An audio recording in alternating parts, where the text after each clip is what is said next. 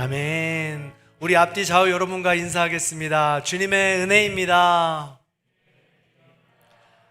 당신이 주님의 은혜입니다. 아멘. 오늘은 맥주 감사 주일입니다. 매월 첫째 주일로서 청소년들과 함께 연합 예배로 드리고 있습니다. 맥주 감사 주일은 구약의 3대 절기 중 하나인 맥추절을 계승한 절기입니다. 이스라엘 백성은 가나안 땅에 들어가서 밀과 보리로 수확을 거두었습니다. 그렇게 거둔 첫 열매를 하나님께 드리는 날이 바로 맥추절입니다.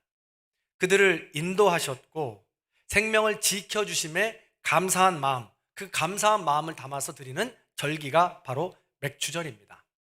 그런데 이것이 우리 한국교회로 오면서 보통 한국교회는요 7월 첫째 주를 맥주 감사 주일로 지킵니다. 우리가 지키는 맥주 감사 주일은 한 해의 절반을 보내게 해주신 은혜에 감사하는 절기입니다. 한 해의 절반을 돌아보면 우리 성도 여러분, 은혜가 보이고 진정한 감사가 넘치십니까? 아멘. 넘치는 줄로 믿습니다. 아멘. 그렇게 우리가 늘 감사와 은혜를 생각할 때 그냥 무작정 감사합니다, 은혜가 있습니다가 아니고요, 감사와 은혜를 생각할 때 꼭 기억해야 할 단어가 있습니다. 그 단어는 바로 마땅함, 당연함입니다. 지난 6월 9일 광주의 어느 재개발 구역에서 철거 과정 중이던 건물이 무너져서 정차 중이었던 버스를 덮쳤습니다. CCTV를 살펴보면 두 대의 버스가 나란히 지나가는데 고속버스로 보이는 차는 그 옆을 지나가고 시내버스로 보이는 저 차만이 그 정류장에 멈춥니다. 그리고 얼마 지나지 않아서 건물이 폭삭 무너지며 저 버스를 덮친 것입니다. 이 사고로 인해서 17명의 인명사고가 발생했습니다. 모든 이의 죽음이 안타깝고 슬프지만 유독 안타까운 것은 학교를 마치고 귀가하던 청소년이 있었다는 사실입니다.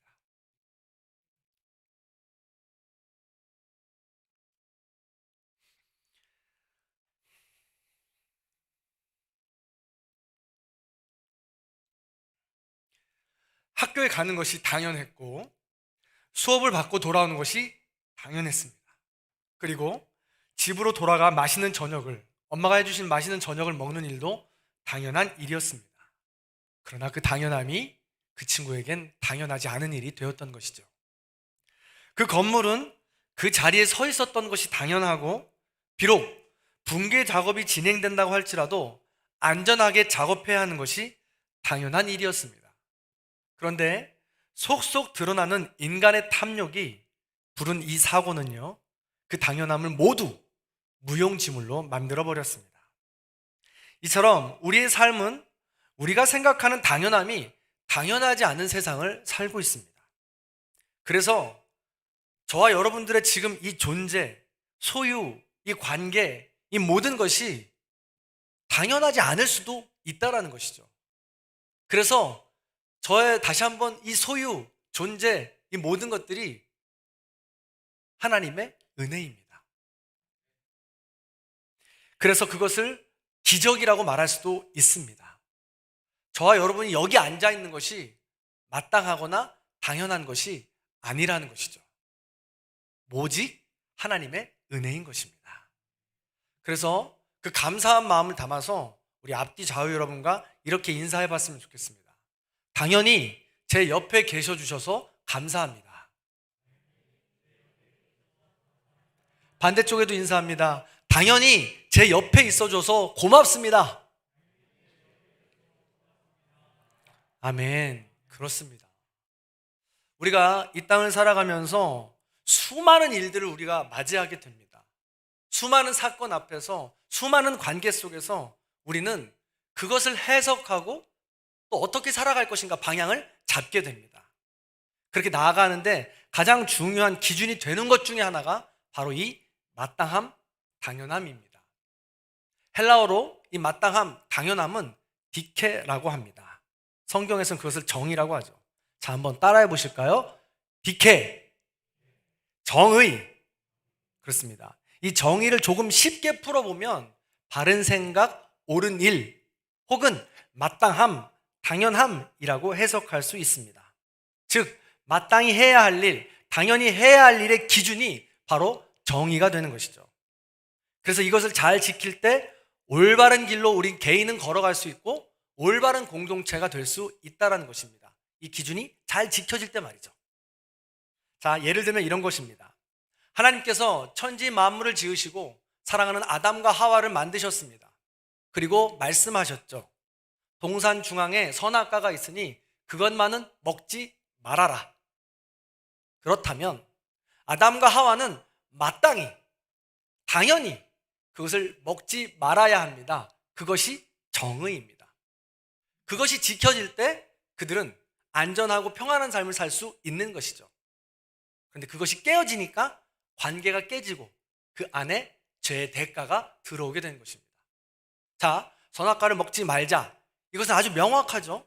그런데 우리 인생 앞에 닥친 일들이 그렇게 정확하고 명확하게 딱 떨어지던가요? 그렇지 않습니다. 예를 들면 저와 여러분들이 기관차, 기관사라고 생각해 보시기 바랍니다. 기관사인데요, 한참 기차를 운전하면서 달려가고 있는데 미처 발견하지 못한 인부들이 있습니다. 5명의 인부가 일을 하고 있는데 이제 브레이크를 밟자니 너무 늦었습니다. 그냥 덮치게 생겼습니다. 근데 단 한 가지 방법이 있어요. 선로를 옮기면 됩니다. 그래서 선로를 옮기려고 선택하려고 하는데 그 옮기려는 선로에도 인부가 있습니다. 거기엔 단 한 명이 있어요. 그럼 여러분들은 무엇을 선택하시겠습니까? 어떤 게 마땅하고 어떤 게 당연한 선택일까요?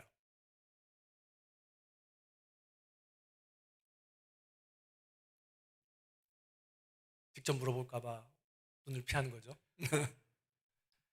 자, 당연히 마땅히 그냥 5사람을 살리는 게 우리가 생각할 때 일반적으로 좀 마땅하다고 생각하지 않습니까? 그래서 선로를 옮깁니다. 근데 옮기려고 보니까 그 한 사람이 내 가족이에요.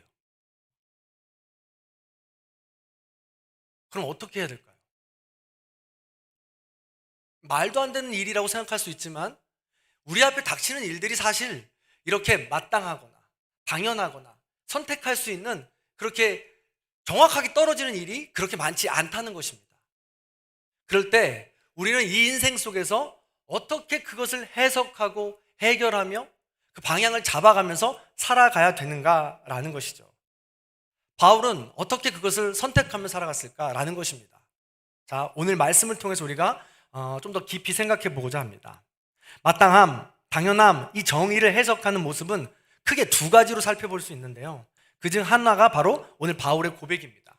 오늘 바울의 고백을 같이 한번 읽어볼까요? 다시 한번 읽어보겠습니다. 한번 읽습니다. 시작.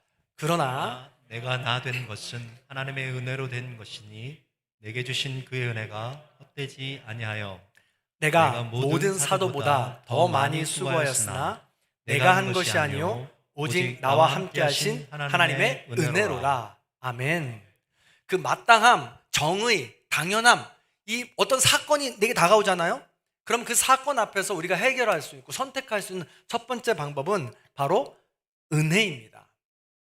은혜를 우리 헬라어로는 카리스라고 하는데요, 이 마땅함, 당연함, 정의를 은혜로 해석할 때 우리 안에는 감사와 평안과 기쁨이 넘칩니다. 그런데 이 마땅함, 당연함, 정의를 해석할 때 정반대의 해석도 있습니다.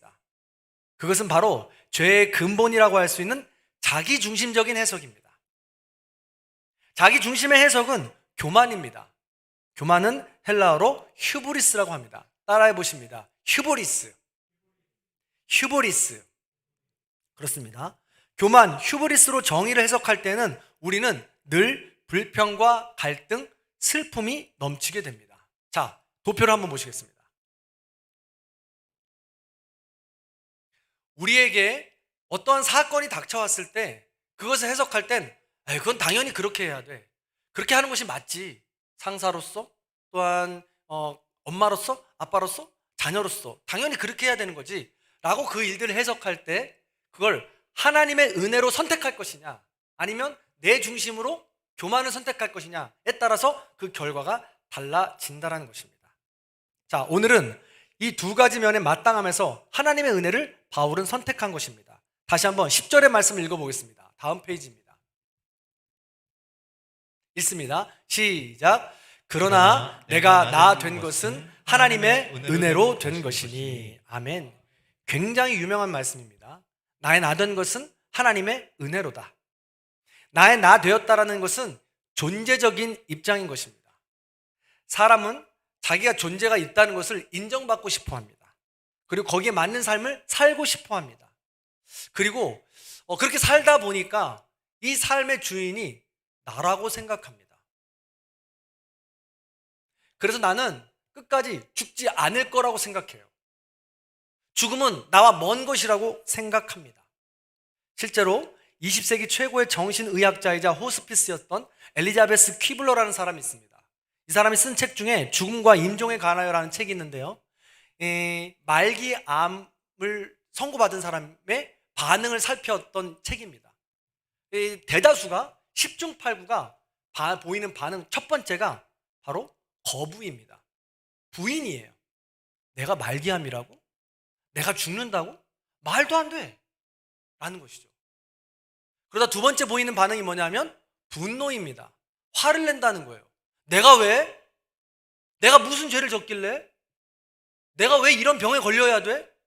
하고 부인하고 나중엔 급기야 화를 낸다는 것이죠.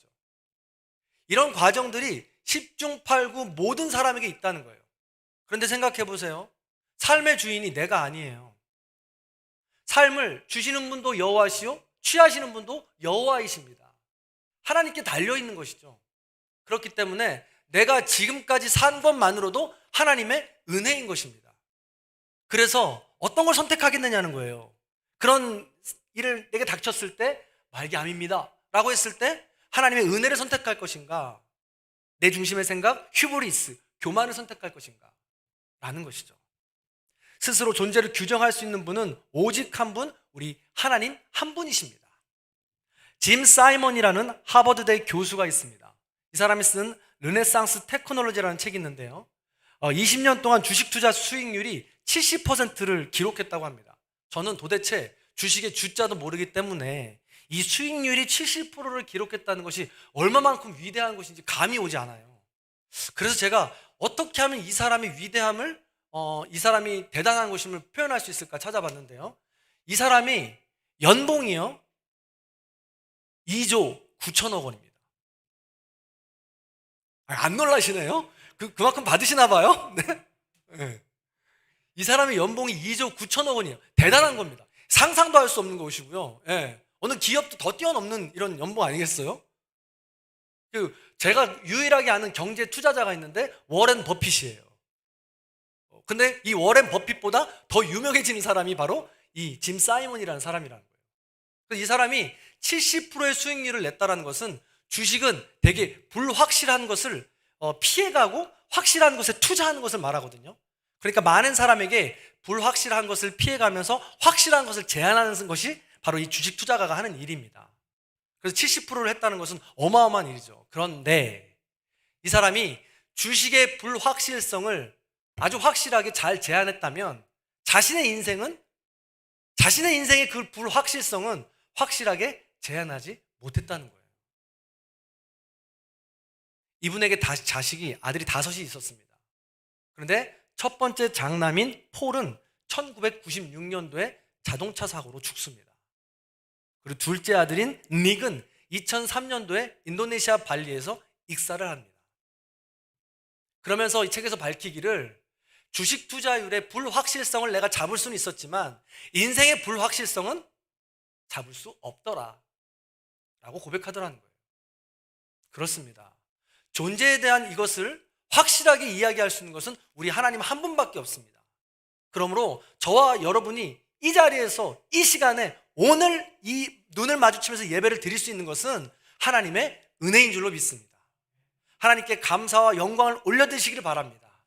그렇게 하나님의 은혜로 기억하시면 좋겠습니다. 그래서 바울은 너무나도 아름다운 고백을 한 것이죠. 나의 나 된 것은, 내가 이렇게 존재할 수 있는 것은, 미우나 고우나 잘났으나 못났으나 네가 그렇게 존재할 수 있는 것은 아내로, 남편으로, 자녀로 존재할 수 있는 것은 모두가 다 하나님의 은혜로라. 이 고백으로 나아갈 수 있어야 된다는 것입니다. 우리가 마땅히 존재하는 것은 하나님의 은혜입니다. 자, 두 번째입니다. 바울은 자기의 존재 자체가 하나님의 은혜라고 고백합니다. 그럼 어떤 부분이 또 있을까요? 10절 나머지 부분도 같이 읽어보도록 하겠습니다. 같이 읽습니다. 시작. 내가 모든 사도보다 더 많이 수고하였으나 내가 한 것이 아니요 오직 나와 함께 하신 하나님의 은혜로라. 아멘. 앞에 부분이 존재의 당연함에 대한 부분을 하나님의 은혜로 고백했다면 뒷부분은 성과의 마땅함에 대한, 성과의 당연함에 대한 부분을 하나님의 은혜라고 고백하고 있습니다. 오늘 본문을 쓴 사도 바울은 이 고린도 전서를 쓸 당시만 해도 2차 전도 여행이었거든요. 그 당시만 해도 굉장히 성과를 많이 거두었던 상태였습니다. 데살로니가 교회를 세웠고 아테네와 베레아도 다녀가지고 곳곳에다가 바울의 이름으로 세웠던 교회가 굉장히 많이 있었습니다. 굉장히 유명해서 바울 하면 모두가 엄지척했던 사람이 바로 바울이었습니다. 그렇게 자신의 성과를 거뒀던 사람인데 이 모든 것을 하나님의 은혜라고 지금 고백하고 있는 것입니다. 사랑하는 성도 여러분, 이것이 쉬운 일 같죠? 내가 한 모든 일들을 하나님께만 영광입니다 라고 올려드리는 것이 쉬울 것 같죠? 그런데 잘 생각해 보세요. 내 마음속 깊은 곳에 진짜 하나님의 영광이라고, 하나님의 은혜라고 내 성과를 고백했던 적이 몇 번이나 있는지요?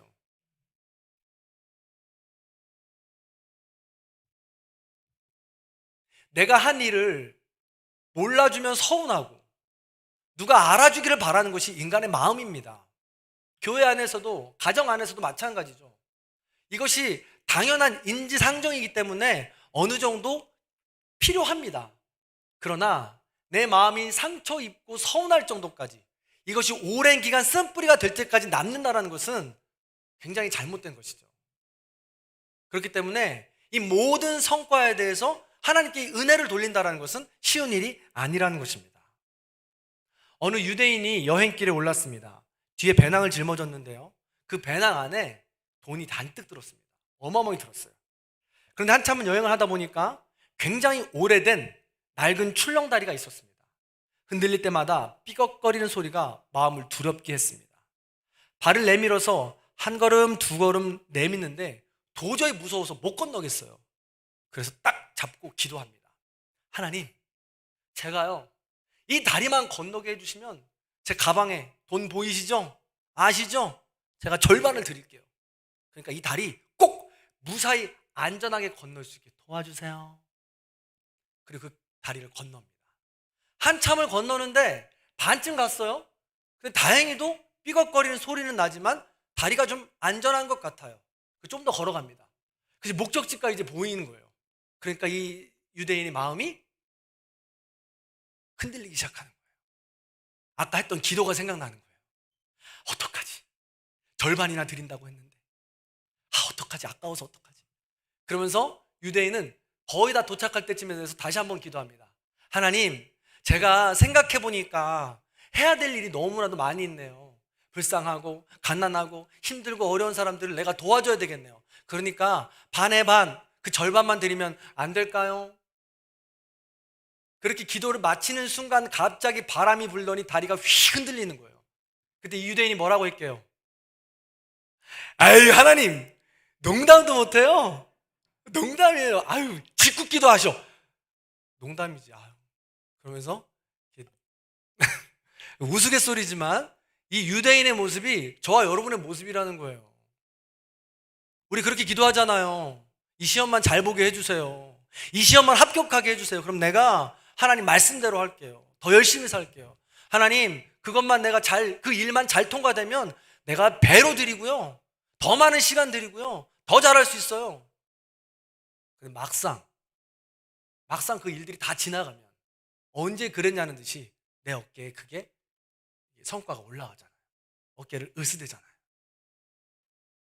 이처럼 우리에게 이렇게 주어졌던 이 성과, 우리에게 주었던 이 모든 것들을 하나님의 은혜라고 돌리는 것이 쉽지 않은 일이다라는 것입니다. 사랑하는 성도 여러분, 이처럼 사람은 존재와 성과에 대해서 늘 선택을 할 자리에 놓이게 됩니다. 그때 여러분은 어떤 당연함을 선택하시겠습니까? 어떤 마땅함을 선택하시겠어요?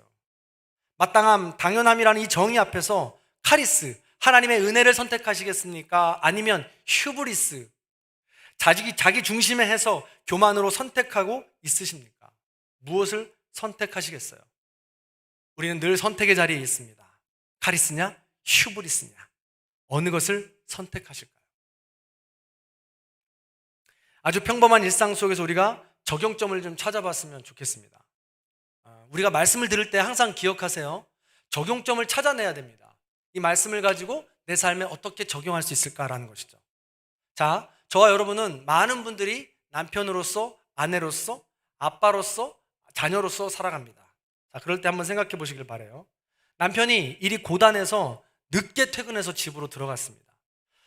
일이 너무 고돼서 이제 편히 쉬고 그 안식처에서 잘 쉬고 싶은데 문을 열자마자 보니까 장난감이 그냥 모든 방 안에 널브러져 있고 먹다 남은 과자 부스러기가 곳곳에 흩어져 있으며 먹다 남은 이 아이스크림을 놓쳐가지고 바닥에서 녹고 있어요. 어떠실 것 같아요? 마음이. 그래서 우리 아내는 뭘 하나 하고 주방에 갔더니 저녁을 준비한다고 하는데 저녁을 왜 이렇게 요란하게 준비하는지 식자재는 막 널브러져 있고 낮부터 해놓지 않은 설거지가 막 잔뜩 있습니다. 그럴 때 이 사건 앞에서 여러분은 카리스를 선택하시겠습니까? 휴브리스를 선택하시겠습니까? 들어가자마자 내가 이러려고 지금 밖에서 뼈 빠지게 돈 벌었는 줄 아느냐? 당장 못 치워! 제가 그런다는 얘기는 아닙니다. 진짜 제가 그러는 것처럼 보이죠? 아내에게 가서도 이야기합니다. 여지껏 밥도 안 해놓고 뭐 했냐고. 그러면 그 집 저녁 분위기는 불보듯 뻔하지 않겠습니까? 이것은 분명 휴브리스, 교만을 선택한 것입니다. 내 중심의 삶을 선택한 것이죠. 그러나 카리스를 선택하면 어떻게 될까요? 문을 열자마자 그 아이들을 맞아줄 수 있는 것입니다. 어떻게 내게 온 자식들인데, 얼마나 힘들게 내게 온 자식들인데 고맙죠. 존재 자체만으로도 감사하죠. 주방으로 갑니다. 나를 위해서 하루 종일 애써준 그 아내가 준비해준 그 저녁 얼마나 감사합니까? 오후 내내 아이들과 씨름했을 그 아내가 얼마나 힘들었을까요? 하나님의 은혜 입장에서 그 존재를 기억하며 그것을 선택한다면 그 저녁의 집안 분위기는 불보듯 또 뻔하지 않겠습니까? 뿐만 아닙니다. 직장에서도 마찬가지죠. 상사와 부하 직원 사이에 직책에 맞는 당연함의 권리가 당연히 있습니다. 그런데 그 당연함을 자기 자신에게만 맞추면 휴브리스가 되고 그 안에는 불평과 갈등, 슬픔이 가득한 것입니다. 특히 부하 직원을 거느리시는 상사분들은 당연함의 권리를 조금만 내려놓고 은혜로 해석한다면 그 회사는 사랑이 넘칠 것입니다. 커피를 타는 것이 당연한 일이 아닙니다. 잡일을 하는 것이 당연한 일이 아니에요. 그가 나와 지금 함께 이 일을 해주는 것이 당연한 것이 아니고 하나님이 보내주신 존재이고 은혜라고 생각한다면 그 일이 얼마나 감사하고 함부로 하지 않고 그를 존귀하게 대할 수 있겠습니까? 그럼 그 회사의 분위기는 불보듯 뻔하겠죠. 교회도 마찬가지입니다. 목사는 성도님들을 향한 당연한 정의가 있고 성도님들은 목사님에게 혹은 장로님들에게 당연한 정의가 나름대로 정해져 있습니다. 그런데 그것이 하나님 중심으로 세워진 은혜로 해석하느냐, 나 중심으로 세워진 교만으로 해석하느냐에 따라서 그 교회는 완전히 달라지는 것입니다. 부디 바라기는 은혜로 해석했으면 좋겠습니다. 여러분 앞에 서 있는 제가 당연히 여기 서 있을 수 있던 것이 아니었습니다. 나중에 이야기 나누겠지만 저는 기적이라고 표현하고 싶습니다. 저에게는 하나님의 큰 은혜였습니다. 우리의 만남이 그렇게 대충 마땅하게 이루어진 것이 아니라 하나님의 은혜였다라는 것입니다. 그럴 때 우리는 서로에게 감사하고 기뻐할 수 있는 것이죠. 사랑하는 성도 여러분, 우리 장로님들도 마찬가지입니다. 여러분께서 세워주신 그 장로님들, 하나님이 세우신 것입니다. 마땅하게 그 일들을 해야 한다고 생각하지만 우리가 그것을 내 기준으로 휴브리스로 해석한다면 그 안엔 갈등과 불평과 원망밖에 남아있을 수 없습니다. 그러나 하나님의 은혜로 해석하고 그를 믿어주고 그를 위해서 기도한다면 하나님의 온전한 자녀로 일꾼으로 자랄 수 있겠죠. 장로님들도 마찬가지입니다. 장로님을 있게 해주신 분들은 성도님들이십니다. 그러므로 우리가 이 계신 성도님들을 향해서 더 사랑하고 더 은혜를 나눌 때 그 공동체는 당연히 은혜로운 공동체가 될 수밖에 없겠죠. 사랑하는 성도 여러분, 비단 예를 드는 것이지만 저와 여러분들이 가진 위치에서, 가진 직분에서, 가진 삶의 자리에서 은혜로 그 모든 것들을 해석한다면 그 공동체는 반드시 감사와 기쁨과 행복이 넘쳐날 줄로 믿습니다. 그러므로 마땅함과 당연함 앞에서 은혜로 선택하시는 저와 여러분들이 되시기를 간절히 소원합니다. 사랑하는 성도 여러분, 말씀을 정리합니다. 한 해의 절반을 돌아보시면서 감사와 은혜가 넘치고 있습니까? 당연함 속에서 하나님을 바라보시면서 은혜를 선택하십니까? 아니면 당연함 속에서 나를 바라보며 교만을 선택하고 있습니까? 내 선택이 나에게만 영향을 준다고 생각하지 마시기 바랍니다. 내 선택이 첫 번째로 나에게 영향을 주고 내 선택이 내 가정과 내 교회에 반드시 영향을 줍니다. 그래서 카리스 은혜를 선택할 때 그 공동체가 가정이 내가 살 수 있는 것입니다. 아무리 내가 옳은 것 같아도 비판하고 정죄하고 판단하며 그를 교만으로 휴브리스로 그걸 선택한다면 내가 제일 먼저 무너지는 거예요. 다른 사람이 아니라 그 선택을 하는 자기 자신이 제일 먼저 무너지는 것입니다. 그러므로 바라기는 우리 모든 성도님들이 우리 앞에 닥쳐진 모든 일들을 선택할 때 간절히 바라기는 은혜를 선택해 주시기를 부탁드립니다. 그것이 바로 나 자신이 사는 길이에요. 우리 가정이 사는 길입니다. 우리 교회가 사는 일이에요. 그리고 하나 더, 선택하기 전에 한 번 더 생각해 보시죠. 하나님이 저와 여러분을 사랑하시는 게 마땅합니까?